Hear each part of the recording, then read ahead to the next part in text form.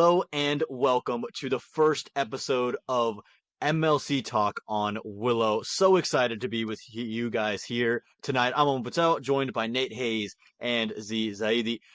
Guys, we're back for 2025, year 3 of Major League. What could be better than this? Year 15. Yeah, I'm just kidding. I am pumped, boys, beyond pumped. We will get to year 15 and we will still be doing this, knock on wood. But I'm pumped. I've actually, no kidding, no kidding. I have been waiting all year for this. Like since last year's final, right, between the Freedom and the Unicorns, I've been pumped about the 2025 season. And here we are. You know, I look at the venue down in Texas, and I look at how wonderful that is. And now we're going to the Coliseum, obviously, and just collecting these venues. And that's exciting to me, seeing the infrastructure build around the country through this league. So, yeah, man, 15 years when you said that, thinking about that in the future. But let's get there first. 2025, I'm stoked. I can't wait. Yeah. Well, let's revisit some of 23 and 24 before we get there. I mean, 2023 was the year of the unknown, wasn't it? We first venture into Major League, and then the eventual champion comes out of nowhere. Nate, you talked about this innings from Nicholas Puran that just absolutely sent the league by storm. Oh, it's got to be one of the greatest innings that I've ever seen, and we saw it in person, Amon. That was just so incredibly exciting. It was MI New York versus Seattle, and we had just seen a phenomenal innings earlier in the season from Heinrich Klaassen. So we've already seen, at the end of the first season, we'd already seen one of the greatest T20 innings in history. Absolutely. And then Z, it was a completely retelling of the league, wasn't it, in 2024, with the way the league kind of shifted towards the opening pairs and how they were so dominant of a force. Yeah, reshuffling in that way and reshuffling in terms of the teams that dominated, right? Mm-hmm. 2024, we saw the Unicorns and the Freedom. We saw the Freedom dominate the table, right, with the opening pairs. And, frankly, dominate all the way through, right? The Unicorns challenged them in the playoffs, but, it was Freedom all the way. This last offseason, we can get into it a bit, it seems like some teams are looking at, the playbook that the Freedom followed and said, well, how do we get in on some of that? And we'll get into that some more. I will note that the hero of the 2023 final, Nikki P, has just retired from all forms of international cricket and might mean we see a lot more of him in the MLC and other franchises. So the draw of franchise cricket, including the MLC, is bringing more and more players here. Yeah, and I think other franchises are going to be worried about Nicholas Puran focusing all his time into franchise cricket for sure. But it's not just players and teams that have kind of shuffled around in 25, isn't it? Nate, you hit it off the bat. We have that new venue in Oakland, no more Morrisville. We have a new venue in Fort Lauderdale for Major League Cricket. So 2 brand new venues getting brought in for season 3. How exciting is that? It's incredible, especially I love the baseball crossover, the history of the Coliseum, not just baseball, but football. The Oakland Raiders, the Oakland Athletics made a lot of history there. I've actually been to a baseball game there in 2021 with Peter Della Penna to watch. We watched Shohei Ohtani, who was visiting, playing for the Angels. But it was, it's an old venue. It's a multi-purpose, one of those 70s built, 60s built multi-purpose venues that were really popular at the time. But when I went, I just had to see it because I've long thought it would be a place that you could play cricket. And, it's known for kind of having a slower outfield in baseball. I remember watching the game there thinking how slow the grass was. Let's see. It's not going to be the biggest boundary, so we're going to see a lot of runs. But I'm excited to see what they're doing with the wicket there and how that venue goes. And I'm glad to see it continuing on as the Oakland Athletics have moved away from it. Aman, didn't you see the pitches being dropped in today? Yeah, I'm here in Oakland, and my goodness, when I tell you that was such a treat to witness live and in person. We walk in to the venue, and you get chills thinking about all the Moneyball stuff, and then you walk in, there's this big hole right in the center, and you're like, this is going to be the wicket, and then they bring in piece 1, piece 2, piece 3, piece 4, and it's really a 3 to 4 hour process in which they did all of that, and still they were working on it by the time we left. So it's quite an impressive deal of work, and just the amount of manpower that they've needed to put things in place. And I know that the ground staff are happy with it, and the men upstairs who are witnessing this whole thing are going to be very happy with it as well. Now Awesome. this is the same pitch that was used in New York. So, Hmm. it brings a lot of questions. There are people asking, wondering if this is going to be the same wicket we saw in New York, or if it's going to be a more high scoring wicket. I think some lessons have been learned since then. Obviously, it's had some more time. And I believe Major League Cricket has a great ground staff headed up by Dave Agnew. And I think that we're going to see, I've got a lot of faith that the wicket will do well, but it is a question mark. It's worth talking about. Yeah, no question about it. I mean, the ground size was pretty small as well. It feels like 62 meters all the way around. So something to look forward to. And you know what? That wasn't the only new thing to come into Major League 25. Z, I think you got up close and in person with some of the new faces involved in Major League Cricket. Yeah, there's been changes in the league, and that we're really excited about. MLC got a new CEO, Johnny Grave. We know Vijay and Samir, the co-founders, have moved on within the league. They are transitioning into being owners, right? They're helping expand the league to 10 teams, 8 teams and then 10 teams, and they're going to get the next 2. But they brought on a new CEO in Johnny Grave, who was the longtime CEO of Cricket West Indies. Before that, he was at the PCA. He's a long history in the region as well as in cricket in general. And I think that was a huge win for the league. I sat down with him and talked to him about, why did you decide to take the role, and what are you excited about with the challenge? So let's check that out. What excited you most about taking on the CEO role of Major League Cricket, and how were you sold on the opportunity? I think there are a few factors probably, Z. I think firstly, I'd already made the decision to move on from Cricket West Indies, having had an incredible 7.5 years or more there in that role. Learnt a lot, and I was first approached after I'd announced I was leaving at the end of October. Obviously knew a reasonable amount about Major League Cricket, but I really didn't understand, I think, the extent of the project here and the vision of the ownership group. It very quickly became apparent that this was a unique opportunity, that with the experiences that I had in Cricket West Indies, working in Florida with our sort of annual T20 games there, the experience of working, at least initially, very closely with the US side of the T20 World Cup.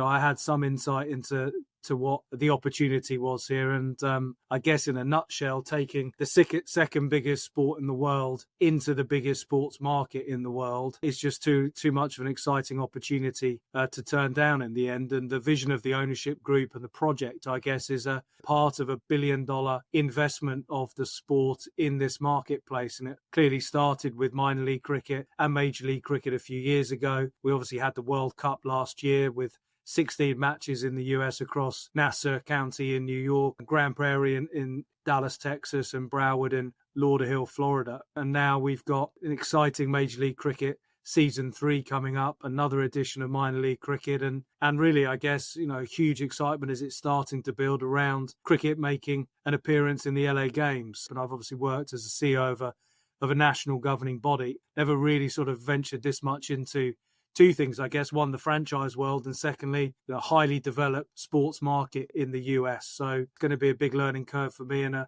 great opportunity, I think.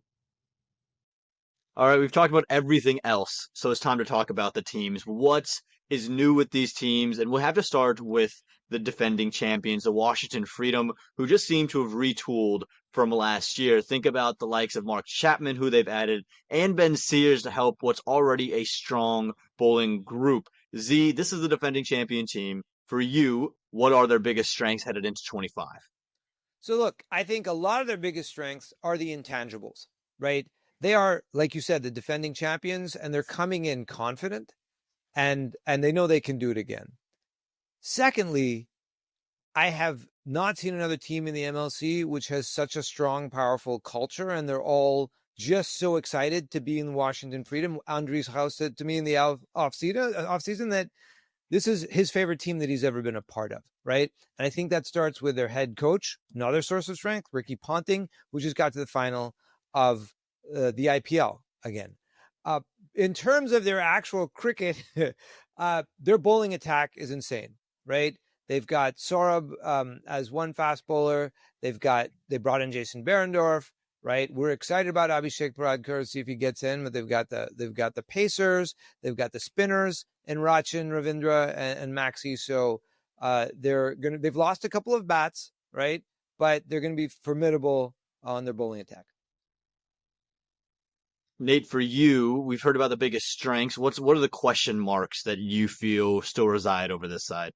Well, they are missing a little bit of the batting that they had last season. If you look at their batting, they had 3 of the top 7 team batting scores in throughout the season, including the two highest totals.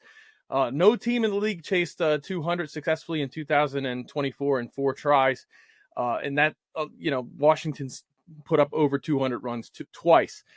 So the big question to me is, can they replace those runs? Do they need to replace those runs?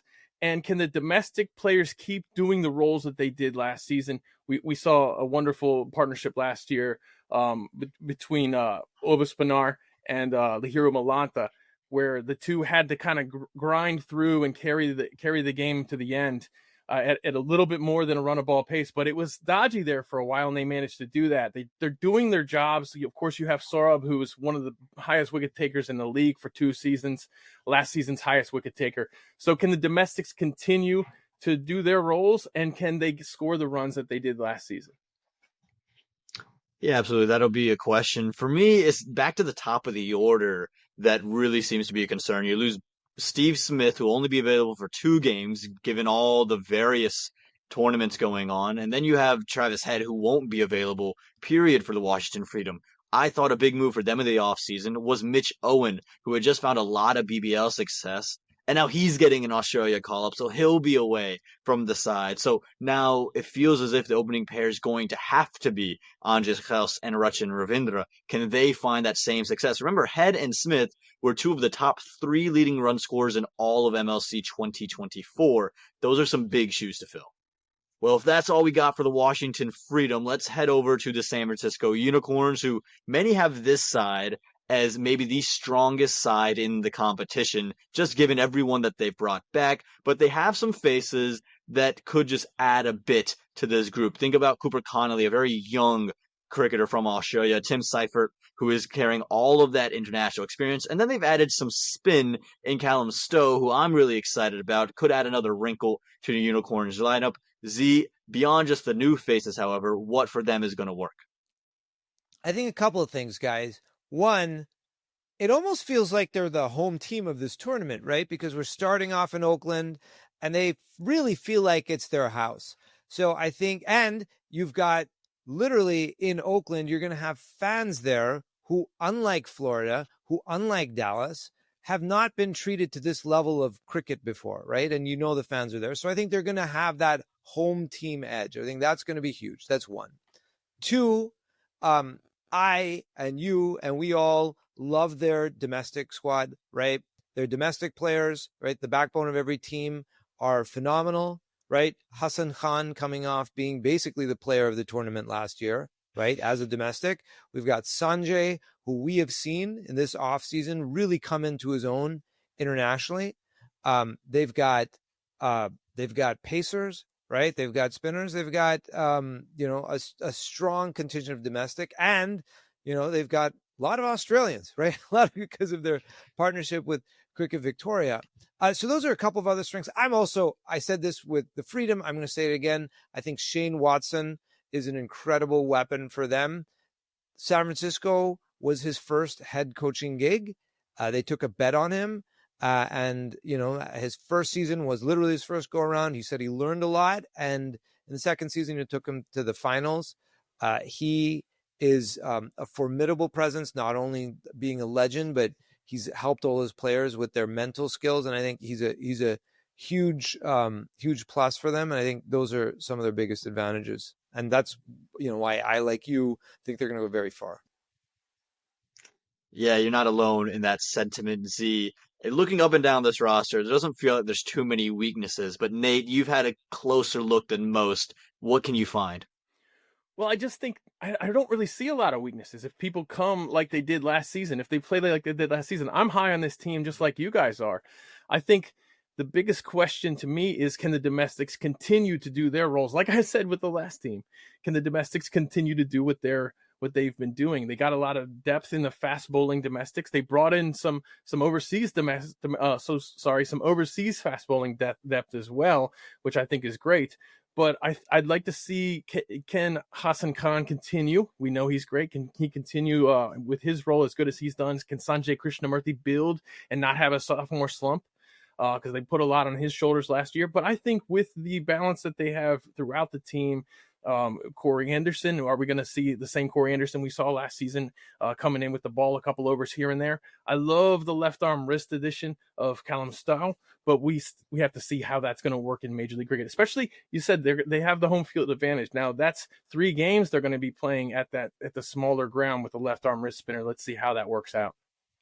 Yeah, and like we said, right, they had 2 very sleeper but exciting picks in the draft as well, in the domestic draft, which we feel can be difference makers, right? Like Hamad Azam, right? The guy knows how to win, right? Oh, yeah. Wins everything he touches. He's like the Midas of U.S. cricket, and they drafted him, and he has totally the ability, if he gets playing time, to be a difference maker.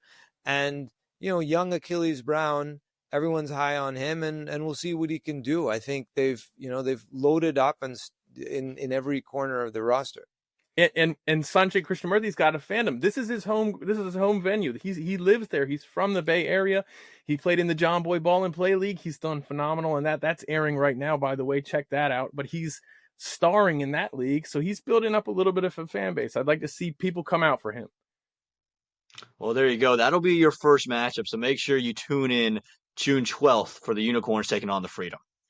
We're sticking with the teams that made the playoffs in last season's MLC, but this team is maybe a team that could be on the ascension, according to most folks. We're talking about the Texas Super Kings, and they brought in some faces, not just internationally, but domestically, that could make a huge difference. And right off the bat, you think of a Shubham Ranjane, who comes in as their 3rd overall pick in the first round, and he adds to what's already a really deep core of domestic talent. Z, for you, what is more strengths that this Texas team has up their arsenal? Yeah, Aman, I think you hit it on the head. They have an incredible, like we all think that the domestics are the backbone of every team, right? And Texas has a formidable domestic squad. And not only that, in form, right? They have Milind Kumar, Smit Patel. We saw what they've been doing all this year, playing internationally for the U.S., just cleaning it up. Like, these guys are definitely hot, right? They brought on Stephen Wigg. They've got him. Right, they've got Josh Trump, who last year, whenever he got to play, he lit it up, right? And obviously, they've got their returning domestic bowlers from last year, Mohammad Mohsin, Ziaul Haq, right? They're definitely in form. But on top of that, returning from last year as well, they've got 2 iconic sort of global superstars in Faf du Plessis and Marcus Stoinis, and you combine that sort of leadership, right, with the American troops that they have, and I think the squad is as good as anyone else, or as good a chance as anyone else to go super far. Yeah, for you, Nate, we've talked and harped on the strengths, and we haven't even gotten to someone like a Noor Ahmed who's going to spin a web as well. What is left to be desired from the Super Kings lineup? I go back to 2023 and kind of what went wrong in 2023 for this team, and that was Faf du Plessis didn't really click. We didn't get a lot from Faf in the first season. We got a little bit from him, but we got enough from him in the first season to have that combined with his second season for him to be one of the biggest run scorers in the history of the league already. We saw what they can do when he's clicking last year. He's as their captain. We know you just mentioned the depth of their domestics. Let's look at how well they bat.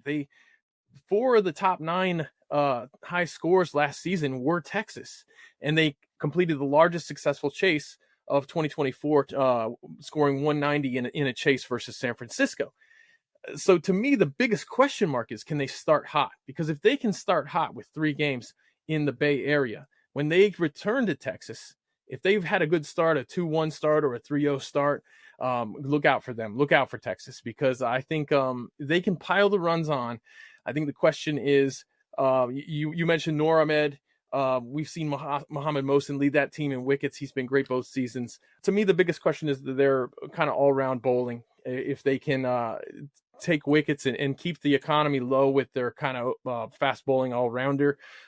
We've seen great stuff from Marcus Stoinis at times, but he's been kind of expensive. So I think if they can wrap up that role, then they're going to be a real force. Look, I'd say another question about Texas, and this is true of a lot of teams, is like who actually is going to show up, right? We've got this issue, the scheduling issue, right? Which is the WTC is starting, this week, tomorrow, between South Africa and Australia, right? Two of the largest sources of international players for the MLC historically. But then beyond that, West Indies are hosting Australia, right, during the MLC, and we're losing a lot of, especially Australian players. And Mitchell Marsh was supposed to be right here for the TSK, but probably won't be. Now, Noor Ahmed has a problem of his own, right? Afghan, and we've heard the news about immigration policies. We don't even know he's going to be allowed in the country or allowed to stay in the country. So that's a question mark. We'll see what happens there. So with Texas, it's also about who really shows up. Yeah, plenty of questions to be had here from Texas, which looks a strong side on paper. But like you said, Z, who is going to be there? And like you said, Nate, who is going to perform? Let's talk about a team now who just on paper is completely different. They tore up the formula from their first two seasons, which is almost interesting because they won the first inaugural season of Major League. It's MI New York.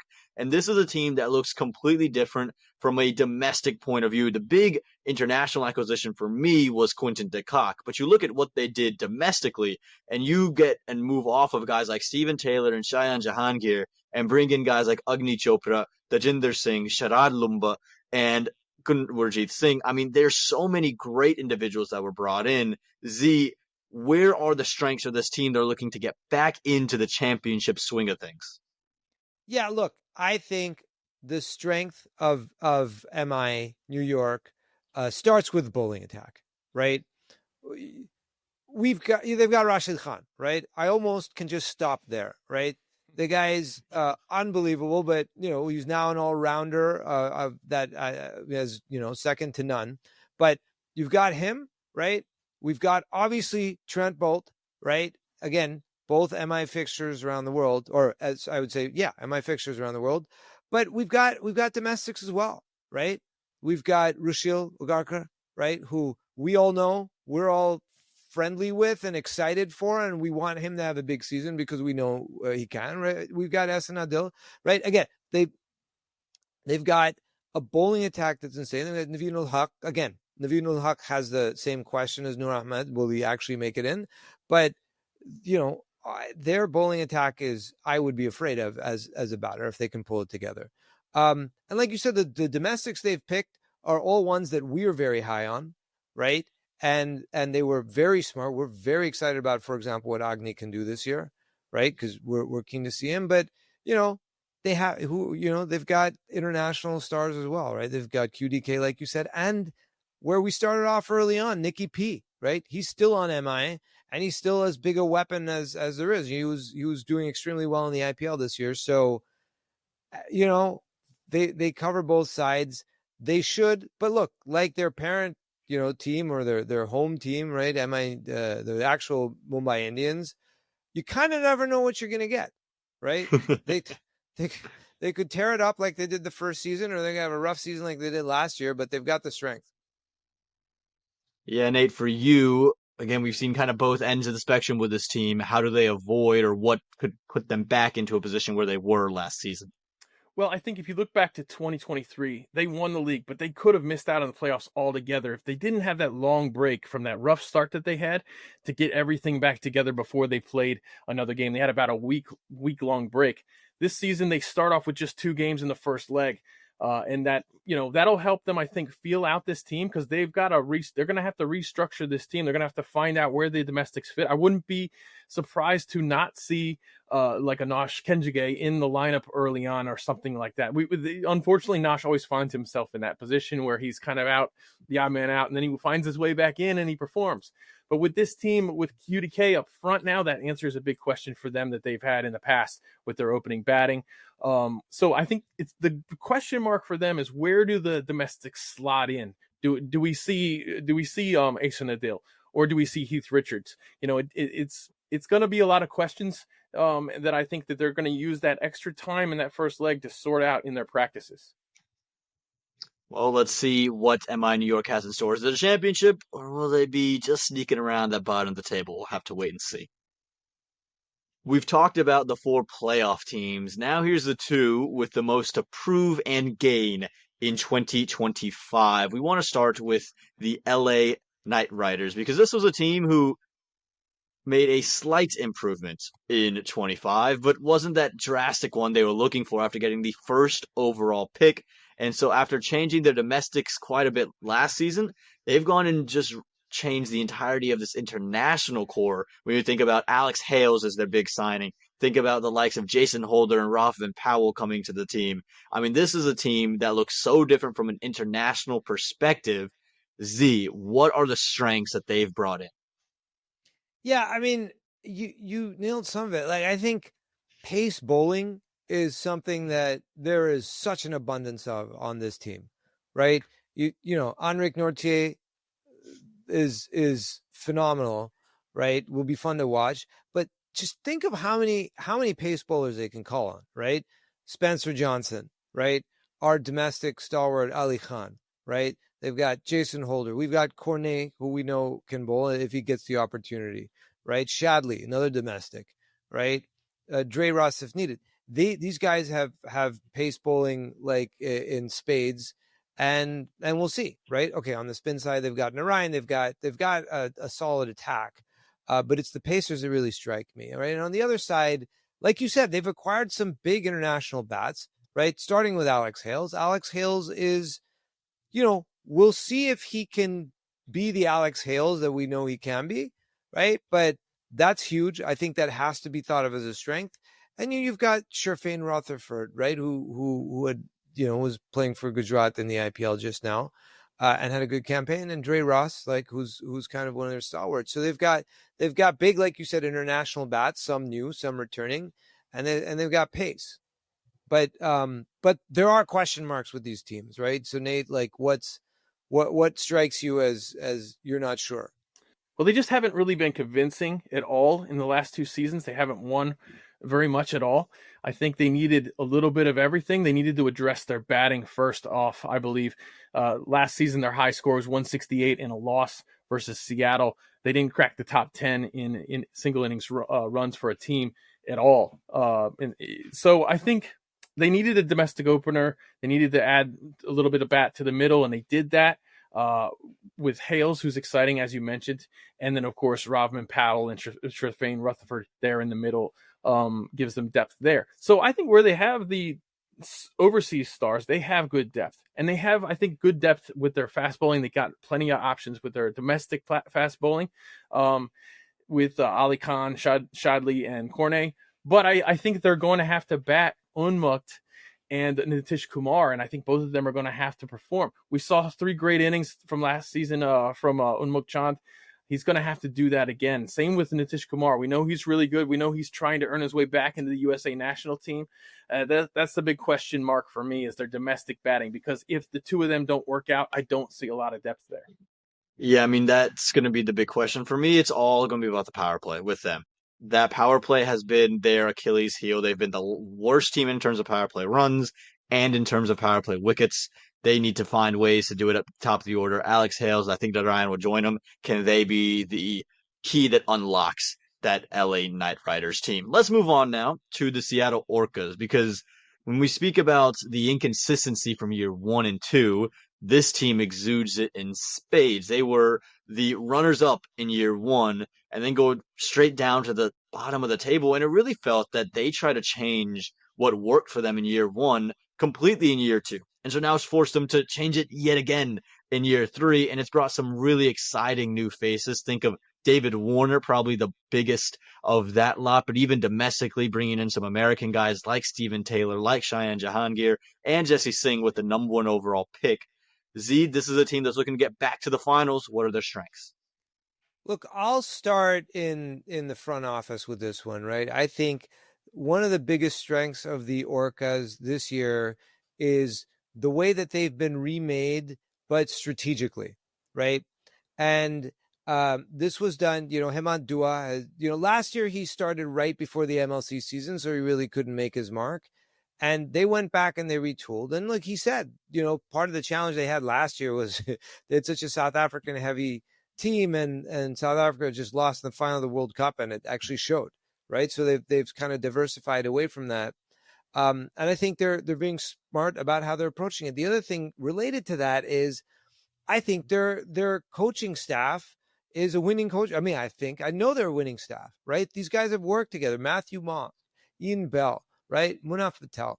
These guys are literally winners, right? They won the Altitude 20 together. They know each other, right? And I think the Orcas are leveraging that GMR. For those who are not as aware, GMR is a company that owns the Delhi Capitals, and there's synergy in action. And I think it's showing on the field. Look, it starts with David Warner. I think this guy is a winner, a difference maker. He tore it up in the PSL, right? He didn't get drafted in the IPL, and he ended up being the most expensive and successful PSL player, captain. But they've got the big international bats beside him, right? They've got him and Klaassen. Like we said about Nicky P, this is a newly retired from international cricket, Heinrich Klaassen, right?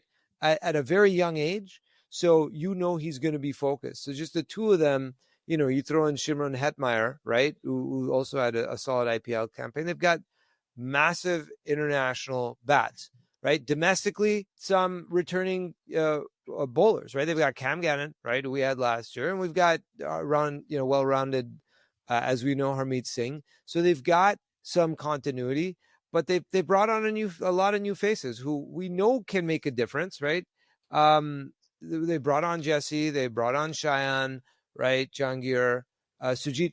You two and I have all seen each one of these domestic players in a high pressure situation step up and be a difference maker. And I feel like this is a team where we can see match to match, almost a different player of the match, step up and perform. Yeah, that was a winning strategy for RCB in the IPL, wasn't it? Just the number of individuals that could affect the game. Nate, for you, what is the situation that can find them back at the bottom of the table? Yes, as Z said, they totally redid the team. I'm not ready to give them too much credit for it yet. I want to see them prove something. As Washington was incredibly close, Seattle seemed a little bit mixed up to me. They did not seem like a close team. It could have just been fatigue from the World Cup. But that's the question to me. Can they be a team? What is the identity of this team? Taking Jesse Singh first overall, I think he deserved it after the season he had last season. Bringing him in as the number one pick throws everything up in the air as far as the identity of what this team is. And that's the big question mark. Just like I said with LA, they need to score runs too. Their highest score last season was in that win over LA with 169 in a chase. Heinrich Klaassen was amazing in year one. Dropped as good as he was in year one. That's how bad he was in year two. But we know how good of a player he is. Steven Taylor's a big question mark for me. Can he play at this level? We believe he can. We've seen him in high pressure situations really come through. I want to see Steven Taylor revived. What's the team going to look like? What is the identity of this squad? Well, we'll see if the Orcas can revive that success they had in 2023. Alrighty, well now we're into maybe the more controversial half of the show. We're going to start off with a little segment we like to call Who's Coming In Hot? And I'm going to start with you, Z. Who is coming in to this tournament and who is going to be electric from the word go? Man, I know this is a little out there, but I think Sherfane Rutherford looked very sharp in the IPL. And I'm looking to him to come in and just be a difference maker in MLC early on this season. Love it. Nate, what about you? Who's going to light a fire in the Oakland Coliseum? Well, I gotta say, man, Nicky Perron. He's scored at a strike rate of 196.25 for LSG in the IPL in 2025 with a high score of 87 and average of 43.66. a total of 524 runs in 14 innings. And now that's important because they didn't get very far, and I think he's going to be hungry. I was thinking about saying Trent Bolt, but, he had an amazing season for MI. But, they had a disappointing season too. So they kind of I can't say that they're coming in hot when they might be on an emotional low. So I'm going to go with Nicky P. I think he's had enough time to recover. And I think he's already dominating in this league. And I want to see him coming in hot. I love those two. I'm also going to pick a batter, and I'm going to pick the one who maybe his temperament will follow the fire as well. I'm going to pick David Warner of the Seattle Orcas. He's going to be opening the batting, and he's coming off such an unbelievable run in the PSL. I think he's going to love batting in Oakland, and I just have a good feeling after last season seeing the Australian openers wreak so much damage, I just feel like picking against them would almost be to my detriment. So I'm going to go for David Warner for this week's Who's Coming In Hot. But now let's jump into some predictions that we'll make throughout the course of the year. There's some major awards that will be given out. There's three, really. The Bart King, the best batter, and the best bowler. Those are the three we want to go with right now. And the Bart King, for those unaware, is given to the best domestic performer from that season. I'm going to give Nate the chance to go first. Nate, who are you taking for the Bart King Award? I'm taking Saurabh Netravalkar. He's already second in the league history in wickets. It's amazing that he hasn't won it yet. In my opinion, I feel like he at least top three choices the last couple of years. Last season he could have won it. Hassan Khan had an amazing season with the bat and the ball, but I got to go with the steady Saurabh Netravalkar. All right, we've got Saurabh there. That feels relatively safe, man. I'm not sure you know what show we're on. Z, where are you going with your Bart King Award? Okay, if you're accusing Nate of being safe, you're going to have a real issue with me. I'm picking Hassan Khan to win it. He's just so good. Yeah. And he's, I think he's one of he hasn't made it to the national team yet. He hasn't become eligible yet. Well, I think he might this year.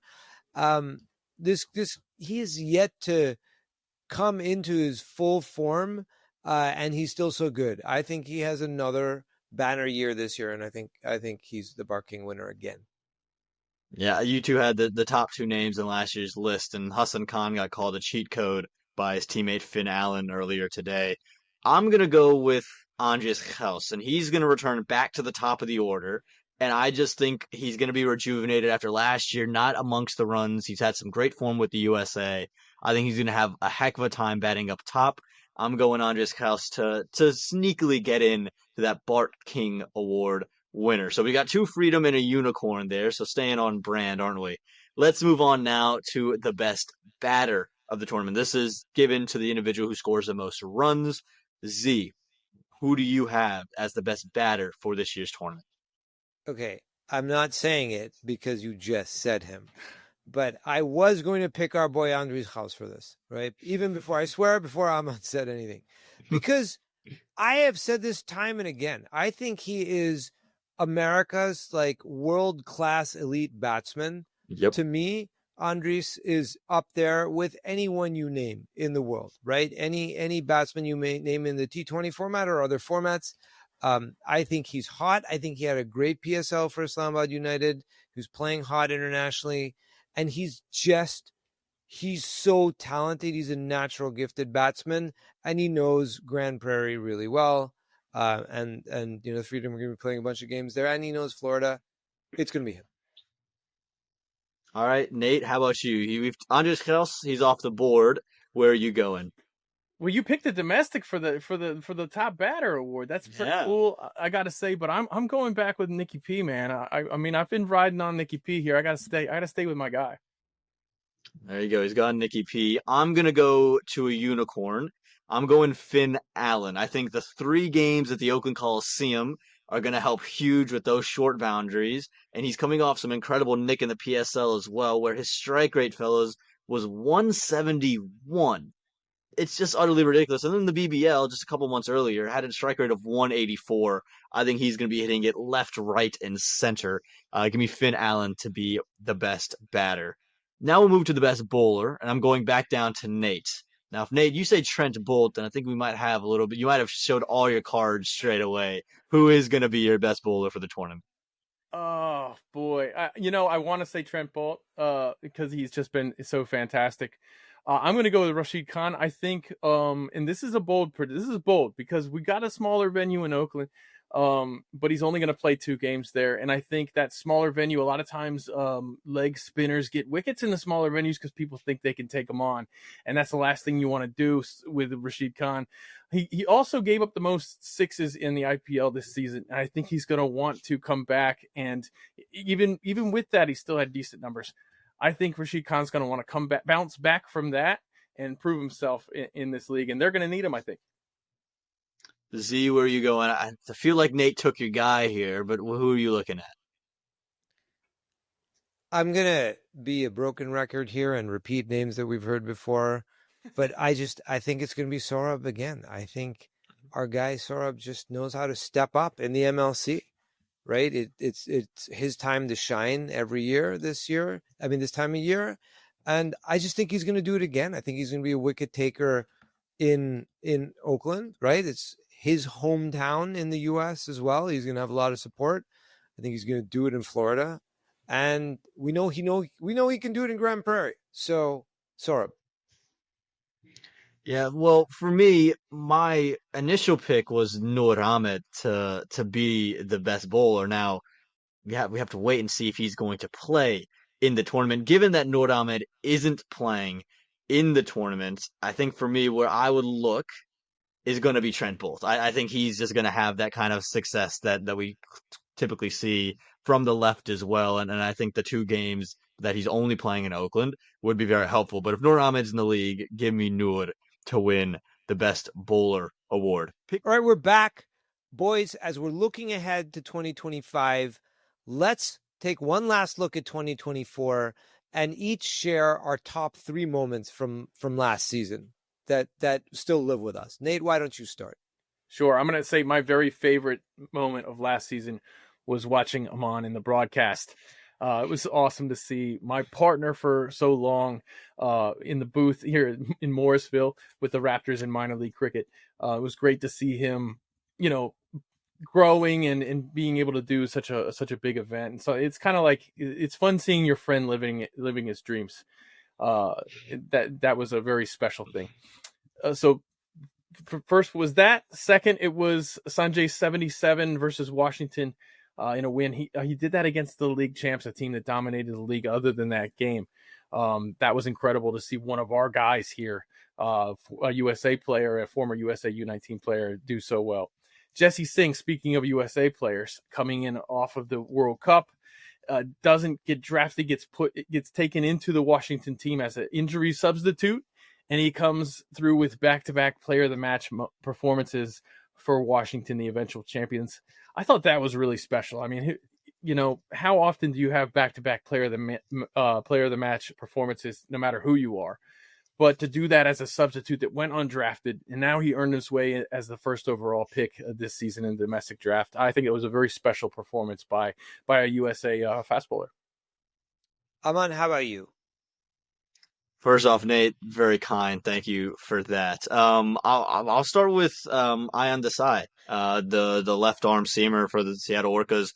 First ball, first wicket, Devin Conway, just the way you draw it up, pitch it on middle stump and let it swing back and LBW straight in front. The celebration was brilliant as well.